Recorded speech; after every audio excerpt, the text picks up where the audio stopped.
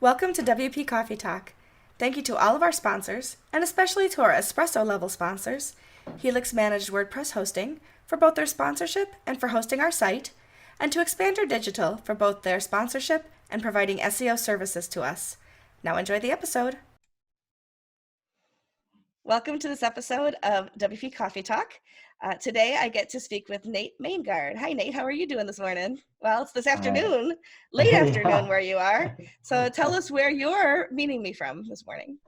I'm in Cape Town, South Africa, and thanks for having me on, Michelle. Oh, thank you for being here. It's really nice that we could find a time that would work in both of our schedules. I appreciate that very much. I usually tell people how I know people, and this is not the first time you and I have shared a screen together. That's true. You are one of my customers in Give, and so that's actually how we met. I had so much fun helping you with CSS because it's one of those little puzzly things that I love so much that other people say, "Oh my God, I can't stand this. I don't know how to make this button green." And I said, "Let me help you with that." And so we actually laughed. We actually laughed a lot through that talk and working together on that, and that was a lot of fun. And that's how we know one another. And then Taylor Walden interviewed you for a Give story. So we have that video out there in the universe as well. And I think it was through Twitter that she suggested that you come on WP Coffee Talk with me. So thank you, Taylor. Yeah, thanks, Taylor. I think it was Twitter as well. Yeah, always nice, the connections. It's a big world, but we make it smaller through technology, and I love that about it. So. Yeah. So show us your mug. Is less a mug. I know you showed it to me a little bit more. It's absolutely wonderful. So tell us the story behind your cup. So basically, my sweetheart is a really big fan of coffee, and I am as well, but I can't drink too much of it because it makes me super edgy.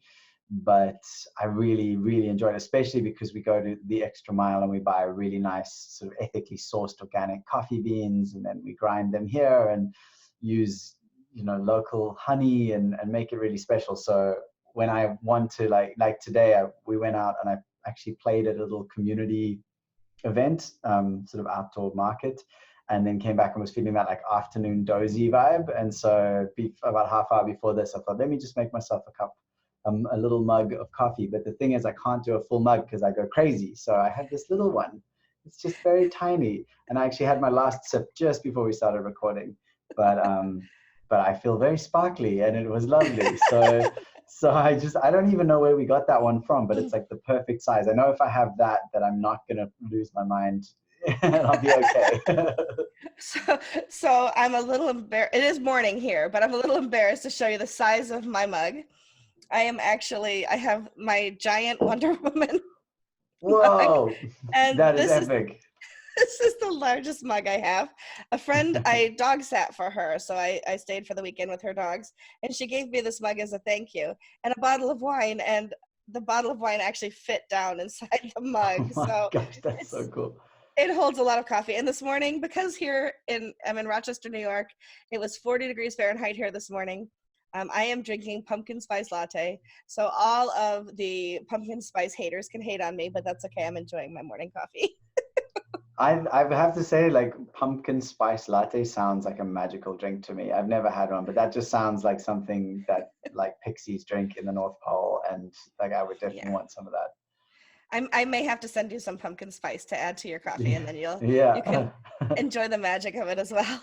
Nice. So you mentioned that you were playing out today, which brings me to my next question, to tell us a little bit about yourself and what you do, because you aren't like most of my guests who are entrenched in WordPress.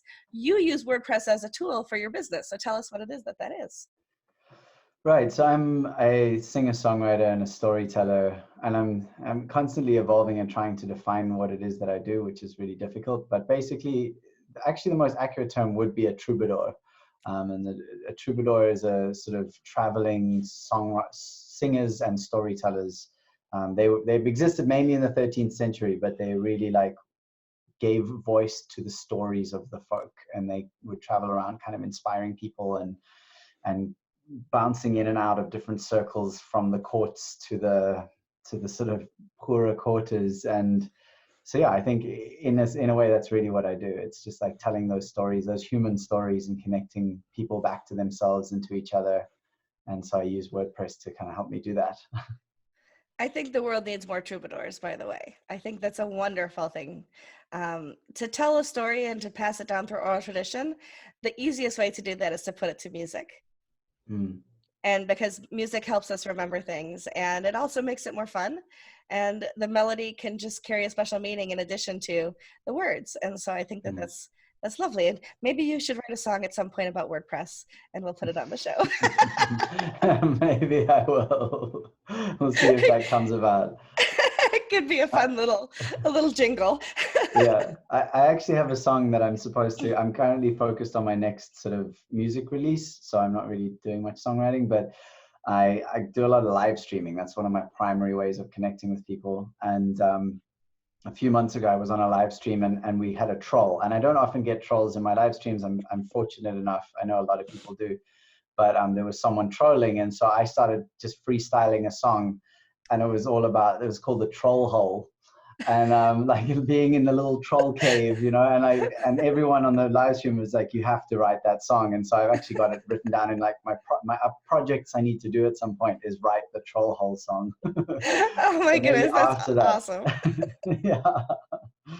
I Yeah. love that. That's wonderful. I get some trolls through Twitter sometimes, and Hmm. just have to, block people and move on. But through a live stream, you can't do that. So I think that was a brilliant way to deal with the Yeah. troll.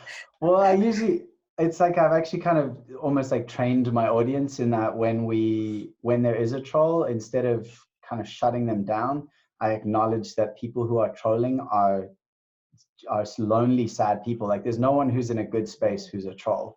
Even Right. if it's just a momentary thing, like maybe they're having a really bad day, or someone like their partner left them, or someone died, or they've run out of money, or like they just don't feel seen, or there's like a bunch of reasons, but they're not healthy, happy, wonderful, connected people in that moment.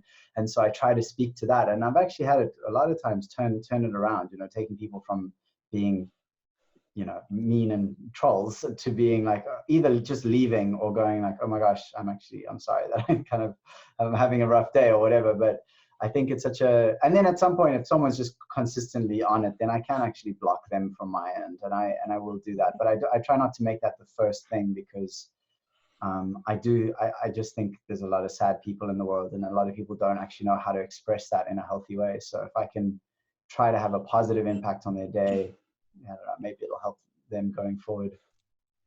I had a troll once in an open forum that I was participating in. And so I actually reached out to them privately and said to them, I don't understand why you feel the need to say these things. Um, but I would like you to know I really am a nice person. And I really do have friends, because they were like telling me, oh, you must not have any friends, blah, blah, blah. Mm. And they said, well, prove it. I said, all right, well, let me ask you some questions. What do you do for a living? Well, I'm between jobs right now. I said, well, I'm actually really good at writing resumes. Can I help you with your resume? And actually help that person get a job. And now they're one of my biggest fans. Cool. So yeah, so I agree. Cool. You can turn it around for sure. Yeah. Yeah. There's Yeah. do you know Amanda Palmer at all? Have you heard of I don't Amanda believe so. Palmer? No. Okay, she's a musician and an author, and she's one of the most successful musicians or creators on Patreon, which is where the subscription where I have most of my supporters through. And her thing is what does she call it? Something compassion, but like basically compassion no matter what. And she's had Mm. some of the gnarliest trolls, like the most intense trolls that you've ever. I mean, because an independent artist who made over $1 million on Kickstarter from, like, so people like, how dare you? And, she's had Yeah. so much from so many angles. And yet through it all, I've only ever seen her, like, she's strong and she doesn't let people like walk all over her, but she has this way of exactly that, approaching them and seeing the humanness in them, even in those moments. And I think that that's such a gift. So it's lovely to hear that story as well. That's inspiring to hear that you do that. Like that's a big heart right there. Well, you can't work for a company like I work for and work with people all over the world like yourself and not have compassion for humanity. That's what we do. Mm, And so I think the people that give, for sure, there's something about us that draws us to the industry of nonprofits and helping mm. people that we don't turn it off. when we leave the Yeah, work at totally. the end of the day, so that makes Totally. sense. But I'm gonna have to look up Amanda Palmer because now I'm intrigued to Yeah. see how she does that. Compassion, that's Yeah. wonderful. Compassion Yeah. projects, I've heard too, are wonderful things to do, to just kind of go out into the world and show compassion to people through any means that you can, for sure. Yeah. And that's what I try to do with WordPress, so helping people Nice. in that kind of thing. So how did you get started with WordPress? Like, what made you decide to put your project on WordPress? Sure. That is a good question. I think I was with Blogspot. Blogger, was it, or Blogspot, when it was like back in the day? So I've Mhm. been blogging on and off for many, many, many years, but I've never really been a blogger. Like I've never had a big following on a blog. It's never been a source of income for me, but I've always had the urge to like speak through the internet. And pretty early on, I found WordPress.com and started using the hosted option, like the free whatever. I mean, I had some very strange URLs at times. I won't. I mean, I think I'll tell you the one. It's terribly embarrassing now, but I think it was when I was in my like maybe early 20s. Oh gosh, it was Angelic Wild Boy. Oh, Oh, oh, oh, it's just so okay. cringe. That one might deserve to be trolled. I'm just saying. Yeah, yeah, no, I think if I'd had a troll then, I should have known, I should have expected it. You were Oh, asking for it, but that's I but was that's asking for it. wonderful. It was But horrific. you were Actually, much someone, young. I was young, yeah. Yes. But also, so I think someone once called me that. Someone was like, "Oh, you're like an angelic wild boy," and I was like, "Well, I'm going to use that," but I should have been like, "That's sweet, but I'm never going to repeat that." But anyway, so back in the day, I think I used WordPress.com, and then when I wanted something a little more robust, or at least a little more customizable, then it was kind of a natural progression. And even in every search I've ever done, I've never found something spoken of better than WordPress for having self-hosted websites. Like there's been so many, obviously there's so many options. And then because I'm not like you helped me with CSS a while ago, like I know very small amounts of like, being able to put links in things and images, but it's just copying, pasting and customizing. Like I don't know the languages myself. And so I've always looked for builders. And so the one that I actually bought a lifetime kind of membership or whatever some years ago, which I do not regret because I just love them, is Divi. And I think that I don't know, you might have an opinion on that, like as they might be bloated or heavy, but I found Divi to really, someone like me, it helps me to be able to fully customize a website without all that intensity of all the coding and stuff. Yeah. I actually have a very strong opinion of Divi in that I use it for almost every site I build. Cool. So WP Coffee Talk is built on Divi. So I actually really enjoy using Divi as a builder. And I will say most of the builders work in similar ways. So if you're a Beaver Builder fan or an Elementor fan, more power to you. You Yeah. find a tool that you like, and that's the tool that you use. So yeah, no, I'm a big Divi fan as well. So. Yeah, have you seen, on a slightly maybe geeky note, have you seen Divi 4.0 just been released? I saw it was released. I haven't had time to play with it yet, but Yeah, I'm I looking forward haven't to that. either. I'm excited to playing, but what I noticed is, and I haven't worked out how it all happens yet, but now you can actually edit the header and footer, like so the menu bar at the top of it, which you couldn't before. You had to do it through the theme customizer. Now Right. it's kind of like integrated, which I'm very excited to play with. Oh, So anyway, nice. that's kind of cool. Oh, that's good. That's good because that's something that's always such a pain to deal Totally. with. Like Hmm. change the customizer, see if it looks right. Yeah, exactly. So So frustrating. that'll be really nice. Um, so I know you're not a techie, but I'm still going to ask you some questions as a web user that Sure. you should have an opinion of, I'm sure.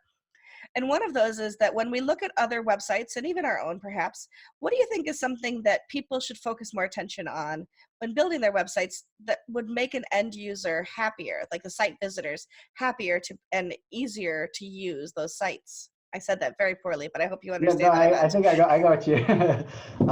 It's interesting. I'm thinking about this a lot myself at the moment because, yeah, I'm kind of like relaunching myself, my brand, and just shifting the box that I call myself. And I think for me at this point, it would be work out why people love what you do, or I speak for myself. I'm working on why people love what I do, and then don't just build a website that offers like the musician website, but offer a website that is Nate Maingard. That is like, what is the story? I mean, if people love me because I'm sincere and authentic, and I give them permission to feel their feelings and to be honest with themselves and the people around them, then I want my website to do that as well. I want them to arrive and go, oh, this just feels so sincere, and I can really get this human person who I can connect with, and it makes me feel comfortable and safe. Like, that's what my website should do.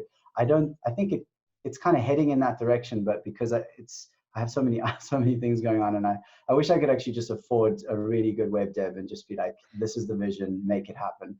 But I'm not there yet. But yeah, I think that's it. Telling the story, I think, is to me a critical piece of a good website and a good anything. Yeah, if that answered the question. It does. It absolutely answers the question. There have been in the past, I'll meet somebody, I'll learn their business, and then I'll go to their website, and there seems to be this huge disconnect between the business, the person, and the website. And I think that speaks to what you just said. Absolutely. I once built a site for a metal worker. He built sculptures and beautiful things, and he showed me a website that he wanted his to emulate, and it was very ethereal. There was lots of white space and white and wispiness, and it was an artist's website, but it wasn't his art. And so I gave him what he wanted. This was earlier in my career, before I started to push back and say, are you sure that's what you want to look like? And he hated it. And I ended up building his website twice because he hated what I originally built. What we ended up with was dark and edgy and sparks flying, because he's a metal worker, and that's what happens with metal. You see the sparks flying and all of this. So yeah, absolutely. If we had built that ethereal website and put it out to the world, people would have met him and his edginess and his Harley Davidson motorcycles and, blacksmithing, and then they would have been like, what? Yeah, totally. Yeah. So it makes perfect sense, and that's a great answer. What's something that you've learned about WordPress that you wish you'd learned earlier and might have made your journey through building your own site a little bit easier? Like, oh my God, I wish I'd known this earlier. I guess taking advantage of plugins. I mean, I can't think of a very clear answer to that, but one of the things that comes up is like the simple, what's that one called that I'm using a lot now? I think it's called Simple Link, or anyway, yeah, it basically just makes, so I've got one of my URLs is nate.live. So that which is a great URL, and it means that I can make my own short links, so like there's this little plugin where I can literally just type in the link I want it to go to, and it can be any link on the internet, and then it'll just be nate.live / whatever word I choose. So cool. It's just fantastic. So like nate.live / hello could be straight to my contact page where people can leave me a voice note or something. And it just that one little plugin saves so much time. I don't have to go to Bitlinks. I've been going to, like all these other link shorteners for ages, not thinking, even with my podcast website, which is nakedwithnate.com, it's still a very easy link to remember. And so like my most recent podcast episode is with this incredible creator, Kina Granis. And I just can tell people, nakedwithnate.com / Kina. Done. So easy. And it's just, and then I can still have the long, like sort of SEO friendly URL title, but then I can just make this short thing that's like quick and easy. That to me has been, I hadn't thought of it before, but that's really helping me a lot, especially not to have to go off to Bitlinks or use one of those others. And I get some like simple, I can see how many times it's been clicked and like that kind of stuff. So I find that super And it's useful. really nice for Twitter and places where you are limited to the number of characters that you could use, I'm sure, too. Totally. I mean, I do think with Twitter, I don't know about this, but I think with Twitter, if it's a URL, it takes up a certain amount of, does it matter how many letters there are in the URL on Twitter? Anyway, It depends on how you use the shorteners. Yeah. Interesting. Yeah. Anyway, so I'm having fun with that one. And I would say like awesome. using plugins wisely, or finding those sneaky, clever little ones. I mean, I haven't even had to pay for that one, although I kind of been thinking I probably should, just because I use it so much and I want to kind of say thanks. Yeah. I love the free plugins where they have like the PayPal link is like, buy me a cup of coffee. Totally. $5 towards me. I'll be happy that somebody patronized it. So that's awesome. Super nice. I know that you haven't been to WordCamps and WordPress meetups and things like that, correct? No, no, unfortunately, I've thought about it. We should get you to something because I think you'd have fun with it. But have you met people in the WordPress community, and was there something about WordPress that made you say this is awesome, or these are the people that are my people, or just a way that you connected with WordPress? Hmm. I mean, I think you're probably my most like clearest connection. And actually saying that I have at times needed help with stuff, like on when I'm super confused about something's gone wrong and I don't know what it is. And I've like posted on Twitter and it seems to be a very helpful community. Like I very quickly get help, not from WordPress himself, but just people who love it and know how to use it. But then, yeah, meeting you has been a really nice experience, and all the help you've given me with Give. Like I love the way Give works, and it feels like so in alignment with WordPress, with my experience with WordPress. So yeah, I would say that I'd love to meet some more of the WordPress community. It'd be interesting, but that's it so far. We can make that happen. We'll talk later. Nice. So tell us a little bit about your journey through music, and like at what age did you say this is what I'm supposed to do in life, and just tell us a little bit about how that happens for you. It's funny how many people tell me I'm super talented, and I think that happens a lot to people who've become good at what they do. And especially for me, in my case, it's around lyrics and songwriting and people are, oh, you've got such a talent. And I think to myself, well, yeah, I mean, maybe if you spent your entire youth learning as many lyrics to as many songs as you could off by heart and obsessing about every lyric to the songs that you loved and trying to understand what they meant and learning how to sing them, like maybe then you'd also be talented at, like I think talent is really just time and passion. And so, which is a roundabout way of saying I've always loved lyrics. I've always loved music. I I would always have loved to do it as a profession, but I didn't think I could. I started playing guitar when I was 14, and I started writing songs at a similar time.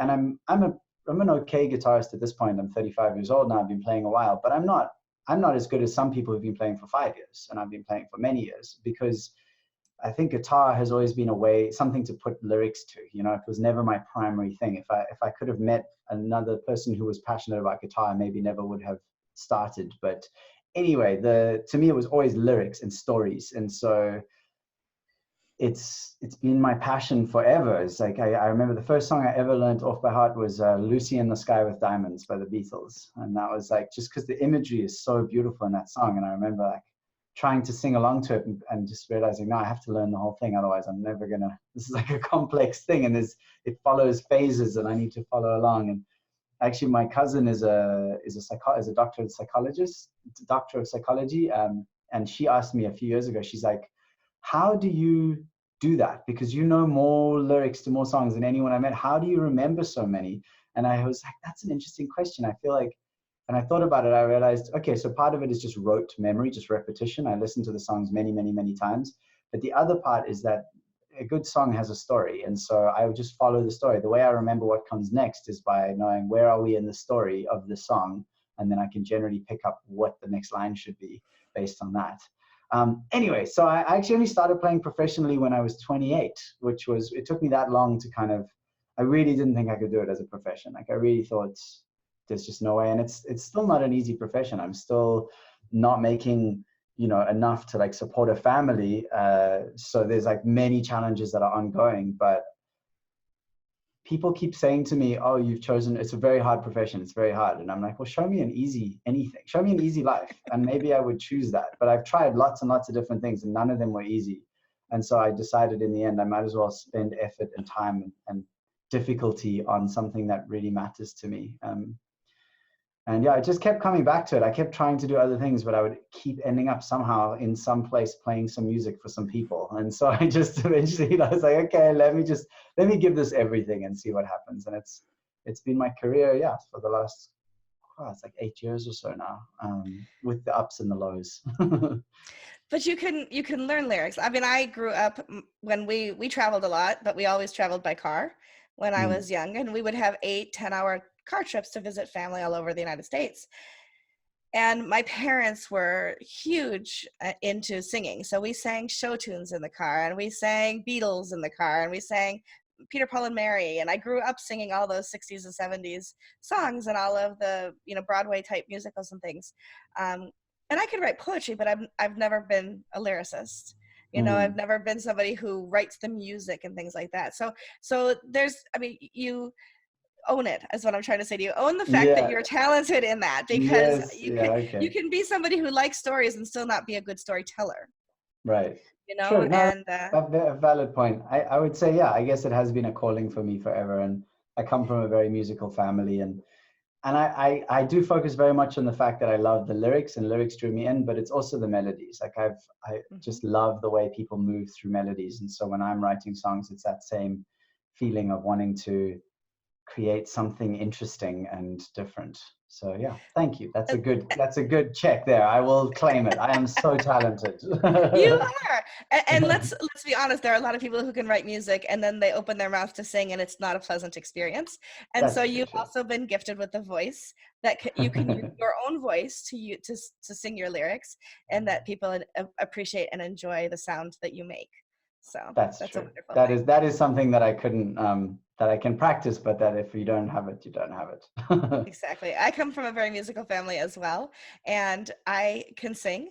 And I studied voice in college. And my mother says he couldn't carry a tune if it was in a bucket. So he's very much one note. And so some people get the gene and some people don't. So True, it's true. good. It's very nice that you've been blessed and that you have the ability to bless others with your music and your lyrics. So I'm not going to lie. There have been days when we have turned to the Echo Dot in our office and said to play your music. And so we have Uh, listened to your music in the office. Once we got to know you and we're like a little more interested, like, who is this Nate Maingard? What does he sound like? Let's listen to him for a little while. That's So so cool. we've heard your music in our office as well. So thank you That's for so that. nice. Yay. Well, I hope that you enjoy the new stuff when it comes out. I feel very excited about it.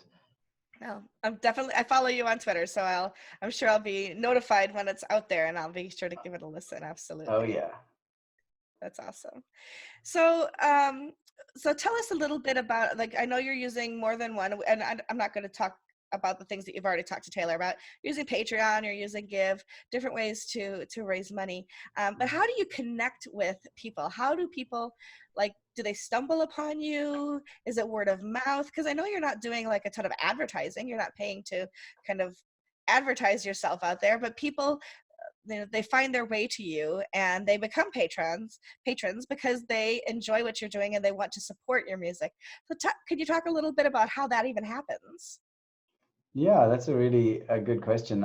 I it's shifting, and has shifted, but it's been so basically this crazy. I don't know if you've seen on Twitter, I have by far the most followers on Twitter than I do anywhere else. It's something over 1 million followers. But then also you'll It's notice very I impressive. follow I follow almost 1 million people on Twitter. So which is it's what happened was years ago when I was, I mean, it was now, it was so low. It was 2010, 2011. Oh man, it was like a long time ago.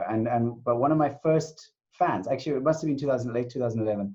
He was like one of my first fans. He followed me on Twitter. Maybe 300 people followed me on Twitter at that point. Like, and he was on my newsletter. And every time I'd send out a mailing, he'd write back. And it wasn't just anything, but it was good feedback. It was sometimes challenging, but always supportive. And I was like, this guy's so nice. Like, he's really clearly cares. He's clearly involved. His name's Ben. And and eventually, in his signature, it said Ben Landis, and it had a link to his Twitter, and I clicked on it, and he had well over 1 million followers on Twitter. I was like, "Who is this?" I wrote to him. I was like, "Dude, who are you?" And thank you. I mean, it's crazy. Like, why are you following little old me? And how do you have so many followers? And he said, "Well, part of my business is that I help creators to gain followers on Twitter, and there's a system we use where we follow people who have similar interests." And there's a whole process, and if you'd like, you can take part in it. And he hadn't pushed that once. There was no mention of that. And he'd been sending me emails. It was clearly because he loved what I was doing. And I was like, that sounds a bit like iffy. I don't know. I feel a bit uncomfortable about that. He's like, well, give it a go for a few weeks, and if it feels wrong, then we can stop. And so we started, and almost immediately what started happening was people would write to me and say, thank you so much for following me on Twitter. I love your music, and I never would have found it otherwise. Like, this is amazing. And so I was like, okay, that seems to be working. And that kind of carried on for a while. and that's how it built up. There is still something that there's some subterfuge in it where people think I've literally sat and clicked follow for them. And that part of it, I still feel a bit uncomfortable about, and I don't want to deny that. But overall, it has brought so many amazing people into my life where I can't afford a big advertising thing. I don't have the same backing as a record label or one of these majors or these pop artists who are selling bubblegum music that's super addictive and doesn't make you think, but just makes you like go crazy. And like my music's intense and it asks people to go real places. And that tool has really helped me. And so what started happening then is I started live streaming. And at first it was on a platform called Numubu, which I don't think exists anymore.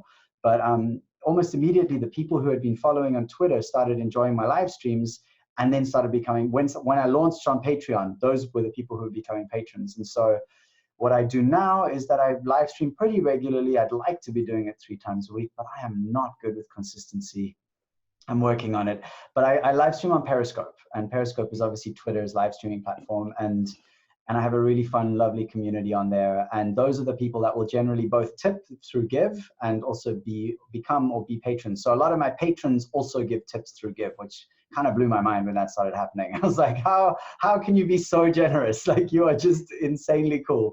So yeah, that is like probably the biggest way, because as you've probably picked up, like I'm very personable, and it's hard to communicate this when it's not live, when we're not actually having an interaction. And so I think people really come to understand me when they hear my music, when they hear me speaking, when they have conversations with me through live streams. They really get me. And if they get me at that point, then they're like, okay, I dig this guy. I want to help him out. I want him to make more music and do more of what he does. So, yeah. That's awesome. I think that's amazing. And with this podcast, I launched it on a Friday night, which I tell people never launch on Friday, but you should never launch your client sites on Friday. If it's your own passion project, you do it when it comes, right? But I launched it on a Friday night. I put the website out there, and I thought, now how am I going to tell people about it? And so I thought, I should have a Twitter account. And so I created a Twitter account just for this. And just since May, I'm up to almost 700 followers, and I was pretty impressed by that. And I thought, probably similar to you, like this will probably fail. Like when you first start out something, you don't expect 1 million followers, right? So you think to yourself, this may either fail or have some moderate success. And so I pushed it out on Twitter, and then I retweeted from my own personal account, which has, I'm impressed with the fact that I have 2,200 followers. I mean, that's okay. And it's all WordPress. I'm not a musician or, a celebrity like you, Nate. But but people started to interact with it, and I said, I'd love to interview some people. And by Monday morning, when I was really kind of checking back in on it, because I was afraid to look at it over the weekend and see how miserably it had failed already, I had 8 people signed up to be on the podcast. Yo, that's so cool. Yeah, and I just yesterday released the 40th episode, and I have 30 more that have already been recorded and are ready to release over the next 15 weeks or so. So it is amazing. It is amazing to me, and it's growing, but it's also just started. It's in its infancy, and this week I showed up on a list, Cloudways, which is a I can't think of the word, hosting company. They put out on their blog 35 WordPress podcasts to follow, and I was number 31, and I was so excited about that. So I can echo your excitement about how things happen, sometimes serendipitously, sometimes through strategy, and sometimes a combination of both. Yeah, totally. What do they say? It's like 80% showing up, and that's it, right? I mean, I try to remind myself of that, but I do find like I want to be where you are right now. I think to me is a very inspiring place. That to have that many episodes lined up, like that's the place I want to be. And I'm constantly playing catch up because I'm like sabotaging myself because I let my doubts get in the way, and then I'm like, oh, it's too much effort. But meanwhile, I mean, I'm interviewing, or not interviewing, but I don't really interview people on my podcast. It's more a conversation. But I'm having Johan Harlar, who wrote the book Lost Connections, which is like a New York Times best-selling book about depression, the actual causes of depression. And that book inspired the crap out of me. And I just freaking wrote to him and was like, hey, dude, I love what you do. Would you be keen to come on the podcast? He's like, absolutely, 100%. It's like, it's so intense, but so good. So I just need to get out of my own way and be like you and just get a bunch of episodes out there. I just think that I've actually just done my 50th episodes, but it's taken me a bunch of years to do 50 Yeah. episodes. But so it's there, that it's happening. I just need to stay with it. So well done you. That's inspiring. So, you talk a little bit about depression, and I've seen you post a little bit. Is it okay to kind of venture in that direction a Totally, little we bit? can go. There's nothing hidden for me. Okay, good. I just wanted to make sure we didn't talk Thank about it you. in advance. But I also deal with anxiety and depression myself. And sometimes oftentimes I'm my own worst enemy. So like you say, sometimes it's the, getting in our own way kind of thing, and I call it mental paralysis. So there are times when I know I have the ability to do something. I know I have the skills, the talents, and the time, and yet I can't make myself push that link on my computer screen to get started on something like that. And so that book, I'm definitely going to be looking at that book, because that's something that I think would be really helpful. And I don't know if you've heard of WP and Up. WPandup.org is it's an organization specifically for WordPress mental health, and the mental health of specifically remote and freelance workers. And that's you as well, right? So Yeah, we're all totally. in our own little spaces. And I have I work for a distributed company. So Give is located in San Diego. I'm here in Rochester, New York. I have the distinct pleasure of having 2 employees that work here in my space with me. Nice. And so that's really good for my mental health, to not be on my own all the time. But I still struggle, and I still have those times, that things that kind of get in the way, or are road bumps, speed bumps for me, and that kind of thing. So having somebody like, I forgot who you said his name was already, but be able to talk to you about his book, that's phenomenal. I interviewed 2 weeks ago Dan Maybe, who is the founder of WPandup.org, and we talked about mental health in the WordPress community. So I'll make sure to send you that episode when it comes out, so Please that you do. can listen to that as well. So how do you push yourself through those times when you just don't want to get out of bed, or you'd rather sit outside and look at the stars than actually do what you need to do to move yourself forward in your career? Do you have a tip or a trick? I don't know tips and tricks. It's kind of it's an ongoing unfolding for me. I mean, I do recommend Johan Harla's book. It's really it's intense. It challenges a lot of the preconceptions I had about depression, and he's basing it on, it's a very like science backed, and like some of the top researchers in the world are the people he was talking to about it. So it's freaking amazing. Anyway, but for me, I'm finding it to be an ongoing unfolding into myself. So a commitment to therapy basically is one of the primary things, is like go to therapy, commit to that, and allow that work to unfold. Then I'm also doing something which is slightly maybe still quite out of the box for the mainstream, but is becoming much more accepted around the world right now, which is psychedelic assisted therapy. So using, I don't know if you know this, but the FDA has given psilocybin, which is magic mushrooms, emergency status right now, and they only give that to drugs that have the potential to massively positively impact society. And the studies that have been done at Johns Hopkins and like all these huge research facilities around the world are showing that in treatment-resistant depression, and fear of end-of-life anxiety for people with terminal illnesses, like these psychedelic so-called drugs are like really able to help people, but in a very controlled therapeutic setting. And so that's been something that I've been exploring myself.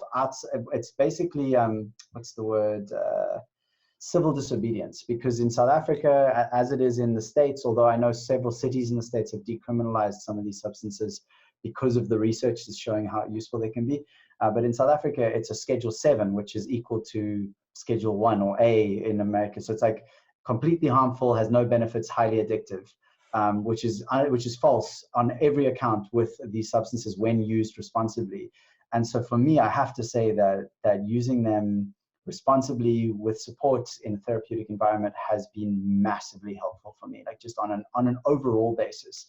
And then on a day-to-day basis, sometimes the best thing I can do for myself if I really feel super down is just to let myself be there, like just to stay in bed and just let it go there. And I find that because of all the work I've been doing elsewhere, that those times don't last as long at the moment. I've only really had one big episode this year, whereas it was a really rough last few years. So So yeah, I don't know if that answered the question. It's Yeah. hard. Like tips and No, it tricks is did. hard because it's such a No, I know. holistic experience, you know, Yes. like that's the challenge.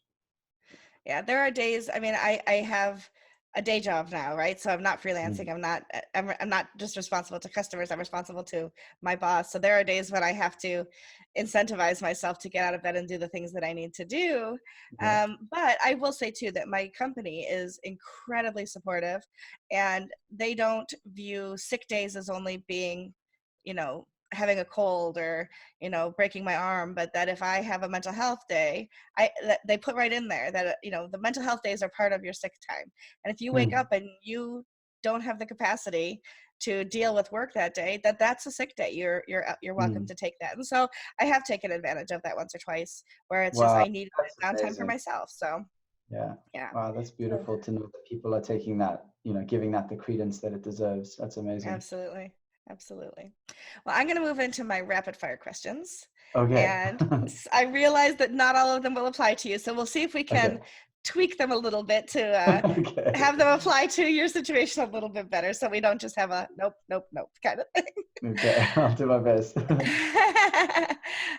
So the first question, and I copied the wrong question. So the first question I would ask you is, what are some of your favorite plugins? Now you don't have to say give. There's no pressure. But just in general, like you mentioned the URL shortener one that you have, which is Mhm. great. So what are some other plugins that you think are really useful, let's say specifically for your industry and what you're doing? Well, there's this one called Give that I really love. No, seriously, I do love Give. I think it's a phenomenal plugin. I actually got a friend of mine to sign up, and she's been Oh, using it great. for a charity. She's doing a charity tour around the States. She's also a singer-songwriter, and it's helped her so much, like just Oh, have a good day. wonderful. I do love Give. I also love Yoast SEO. I think that Yeah, that's like everyone should have that as their SEO on their site. It's just for someone like me who doesn't really understand SEO too well, it's like simplified a lot of things. I'm trying to think if there are any other that are like indispensable. I use a lot of little things that kind of just make things a little bit easier, you know, like yep. random stuff. I'm trying to think of, there's one that adds a featured image into my RSS feed. RSS? Is Oh, that what it's called? nice. Yeah. Yeah. So that when because I do an automatic every week, my podcast goes out like automated to my newsletter, and it needs to have the most recent post, and it needs to have the Hmm. featured image, which it didn't when I first tested it. So that plugin helped Gotcha. me. Just simple little things. Just the featured image is now Yeah. in there when that email goes out, and I like that. Like just little time savers. There are Um, little things that are yeah, really cool like that for sure. yeah. I can't think of any more offhand, but I'm a little plugin crazy, so I probably have too many on my site. I keep trying to like whittle them down because I know it's not great to have too many. But yeah. You know, and you hear that from a lot of people that too many, you can have too many plugins. The truth is, you should have the plugins that you need to accomplish the job that you need to get done. So if that's Yeah. what you have, that's not too many, you know. Okay. So Good. there's Phew. so let yourself have that. That's okay. Yeah. Thanks. At any point during your professional journey, have you had a mentor, somebody that kind of either took you under their wing, whether it was an official capacity or just somebody that you kind of are able to um, follow along and have conversations with? I've had mentors. I've had an official mentor in terms of more like business side of things. Hmm. He's actually like an amazing, I don't know his exact job description, but he's a consultant for data analysis for like, and he's like a spreadsheet wizard, and he's one of my best friends. And he's, I asked him to be my mentor years ago because I just really love the way his mind works. And so he's kind of been a mentor in that regard. He can help my messy brain to take things and put them into sensible columns and rows and that stuff. Unofficially, I would say Amanda Palmer, who I mentioned earlier. She's Hmm. basically, I'm not even a massive fan of her music. I find it a bit like intense to listen to too much. But as a human and as an artist and as a creator and someone being supported by a community and every level and way, and I don't dislike her music. I think it's lovely. And I love her, what she talks about. Like she's so real and honest. And so, and I had the great honor of being one of her opening artists when she came to Cape Town a couple of years ago. And I got to just play like 2 songs before someone else, and then her. And then watching her show, that show helped me to understand. It was basically like watching myself, but like the master version, like the way, you know, I'm like a journeyman, you know, I'm an apprentice on the road of true, authentic showing up as a creator and as an artist on stage. And she just killed it. Like, honestly, people were just weeping and laughing, and the whole crowd was, it was amazing. So from a mentorship, I would say unofficially, she's definitely right up there. Like someone who's just, anyway, I could gush about her for ages because I just so admire her. But yeah, I'd say Amanda Palmer's the big one. That's wonderful. Now, my next question is there somebody in the WordPress community that you admire, and why? But I know that that's a limited number of people for you, but Yeah. there are people outside of Give who have helped you Yeah. along the way. Would you like to give a shout out to anybody? I'm trying to think. There was a guy who helped me some years ago, but it was ages. But he was he was deep into WordPress, but I literally can't remember. It was through That's Twitter, and it okay. was a long time ago. Yeah, no, gonna have That's to cool pass though. on that one. We'll just say the unsung heroes of WordPress then. Exactly. Yeah. What's something that you would still like to learn in WordPress, but you haven't kind of gone to the point of learning it yet? Oh man, I mean, it's not WordPress specific, but if I could learn some proper CSS and like HTML, kind of just having that superpower would be Yeah, epic. Yeah, for sure. I'll send you some links later. There's Okay, some easy ways online to learn some things. That's great. nice. Um, what's the biggest mistake that you've ever made? Let's say with your whether it was WordPress or just, you know, in your online presence, and what did you learn from it? Oof.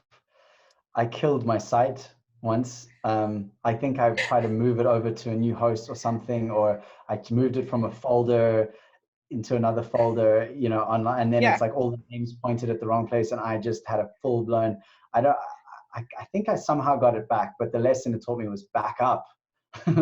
Back up. Have a backup. Have many backups. Well, you actually become a professional WordPresser when you kill a site for the first time. So you Right. can, There you go. I'm because there. we've all done it. Oh gosh, it was horrible. Yeah, and that panic, that just like immediate panic that you think, I've done it now. It's never going to be Yeah, the same. yeah, seriously. What's your proudest moment in your online, whether it's with WordPress or just, you know, Patreon or any of the Twitter, any of that kind of thing? What's your proudest moment on the Oh, internet? I'll give you two. There's like the one is on a personal kind of, which is anytime someone writes to me and says, "You have helped me more than you will ever know," or something along those lines, which doesn't happen often, but it has happened over the years many times. And you know, some things one of the most kind of the one that always jumps to mind is because he's still one of my patrons and has in fact become a friend. But the love of his life, I think they were together for maybe 17 or 20 years. She passed away of cancer some years ago, and Mhm. he spiraled out into really dark depression. He moved back home with his parents. He couldn't support his son. Like things got really, really, really dark. And he said that hearing my song, Always Wondering, was the first moment that he saw the light again. So I always get a bit emotional when I talk about that. But I just got a little bit of um, goosebumps there. yeah. And so he really, he likes to remind me and just say, anytime I'm kind of forgetful, he's just like, dude, just remember what you did for me. And so those kind of things on a personal level, those are like those are my highlights, because then no matter how much or how little money I have or how many people are following me or how confused I feel, I know that I have literally really helped someone's life, like in a very Mhm. real, tangible way. So that, and then on a personal, like on a more sort of techie side of things, I would say it's having people compliment my site or something that I put together. Like when someone visits my site and they go, dude, who built your site? It's so lovely. Like I love how it all flows and I love all the info and it's all, I'm like, yeah, I did that. So yeah. They're like, wow, you're a magician and a web builder? Yeah, what the hell? How did that happen? Yeah, That's just beautiful. like Divi, WordPress, and people like Michelle giving me that CSS in the background. You can reach out to me for CSS anytime, Nate. I'm here for you. Epic, epic. If you weren't a musician, so if we took music out of the mix, what's another career that you think might be fun to attempt? In a world where anything would be possible, I would probably choose a what are they called now? It's So in professional surfing, there is like the guys who do the competitions, and then there's the other guys. It's called like free surfing, I think. And they Okay. basically are professional surfers. They get paid and sponsored to travel to beautiful locations and just surf and have videos and photos taken, and they and tell the stories. And they a free surfer, and so that you can actually be a professional free surfer. That if I could choose anything, I like where I would literally just be like, you have to go to Fiji and surf this incredible wave that no one's ever surfed before, and I'd be like, yeah, I think I could do that. Okay, twist my arm. Yeah, exactly. That's great. I don't know why I thought you were going to say astronaut, but I think free surfer That's actually funny. fits your troubadour lifestyle a little bit better. Yeah. Yeah, astronaut would be pretty epic, actually. It would be. It's surfing of a different type, It is actually. indeed. Wow, Yeah. space surfing. The Silver Surfer. He's I don't know. There's so many thoughts and so many possibilities with that. What's something on your bucket list?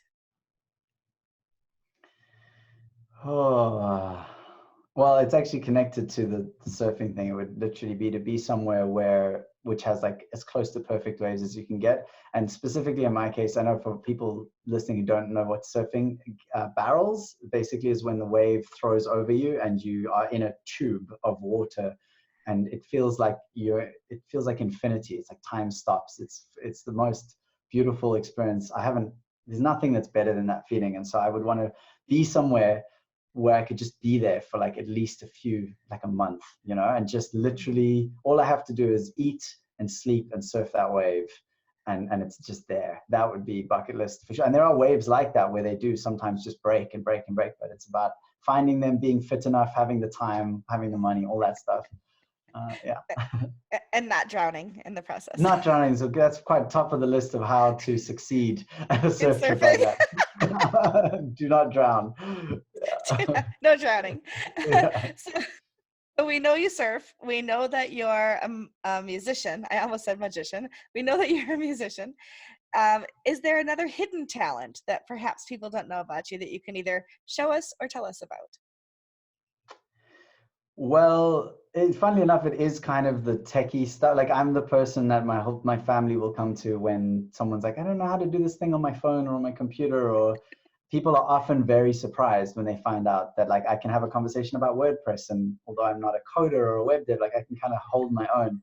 It kind of surprises people because they're like, you just seem like this chilled out, nature loving hippie. Like, how do you know all this stuff about tech? I'm like, I'm kind of a geek as well, and and so I think that's something that's hidden that often surprises. Like I always want the latest, when the iOS software updates, which I know you technically shouldn't do, but I always want to update immediately and find out Oh, all the new tips and tricks. And I uh, always do. yeah. I know, sometimes too much with regret. I'm like, oh, I shouldn't have done. Actually, I just updated to Catalina, and now some of my quite important audio plugins don't work. So Oops. yeah, oops, but worth it. I am an Apple user as well. I'm speaking to you on my MacBook Air right now, and I have my iPhone next to me. Yesterday I finally got the Apple Watch. That was my birthday Ooh, gift to myself this year. happy So birthday yeah, to you. thank you. 51 years old this year, so I decided it No, was time to do it. Yes, I yes. do So not. That's unbelievable. yeah, That's I've had well a done nice you. long career. Thank you, thank Yeah. you. So the last Um, question. Go ahead. oh, I wanted to ask you. So, Yeah. this is around the Apple stuff. How do you feel about Apple right now? Like just as an Apple lover. I'm still happy with it. I try not to get involved in the politics of businesses. If I found out that Apple was, using slave labor somewhere, that I would have an entirely different opinion. And I don't purchase the things I don't want to purchase, and I don't give in Mm. to, I just kind of try not to follow the politics of things like that because my head will explode Yeah. if I Yeah. get too much into those different things.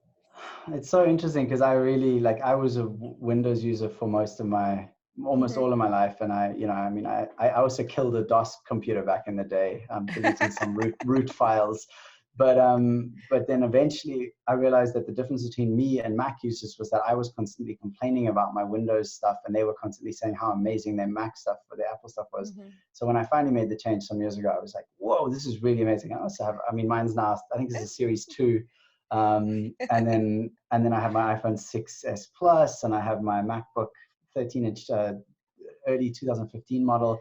And they all still actually work really well. But what worries me, I recently actually upgraded my MacBook Pro because I'm struggling a bit with my video editing. It's taking a long time to do exports and everything. But I upgraded, and unfortunately, I actually couldn't afford to keep it. It was just a financial thing. It was anyway. That's a whole nother story. But part of the reason I was like, I think I could have made it, been like, you know what, I can make these payments. It's fine. But part of the reason was that it felt kind of flimsy. This was like literally the most expensive. I got the maxed out, 15-inch beast. And it's like, I could sometimes not even type because the keys got so hot. And I was like, that doesn't feel Mac to me. It doesn't feel Apple. No. And it's even taking away the magnetic little power plug. That was so nice and reassuring that if I bump it, it's not going to tear the thing off the table. Little things like that. Anyway, so that's why I asked, because I love Apple and I just kind of want to stay within that ecosystem. But I also have moments, although saying I look at their new iPhone and I'm like, I think that is probably the best smartphone that exists right now, the 11. Anyway, that's a whole other conversation. I have the XR and I've been very happy with it, the awesome phone. So nice. I just got it this year, so I won't be upgrading anytime soon. And I have the early 2015 version of MacBook Pro and MacBook Air, and they're still working just fine. So knock on wood, I won't be replacing them anytime soon, but you never know. You never know. But so far, so good for me. Anyway. Cool. So you had another question. Yes, the last question is, tell us how people can find you. So your Twitter, your websites, all of that. Sure. So for the hard of remembering, which is definitely me, Nate.live. That's it. It's all there. You'll find links to everything else. Nate.live. It'll take you to Twitter, Instagram, etc., etc. But if you do want to go directly to one of those, it's just my full name on all the platforms, which is Nate Maingard, Maingard, and you'll find me that way. But Nate.live is kind of easy to remember. That's awesome. Well, hopefully we will gain you some new fans in the WordPress community. You just never know where your next fan's coming from. Thank you so much for taking time out of your weekend to spend with me and to share your experiences. This has been a really fun hour for me, and I really appreciate you. Thanks, Michelle. I appreciate you too. This has been super fun. Thanks for having me. Awesome. Well, thank you to everybody out there in, I call it WP Coffee Talk land, and for hanging in and being with us through all of these episodes. And we'll see you next time. Thanks. WP Coffee Talk with Michelle Frechette is a proud supporter of WP and Up, whose mission is to support and promote positive mental health within the WordPress community. Visit their website at wpandup.org.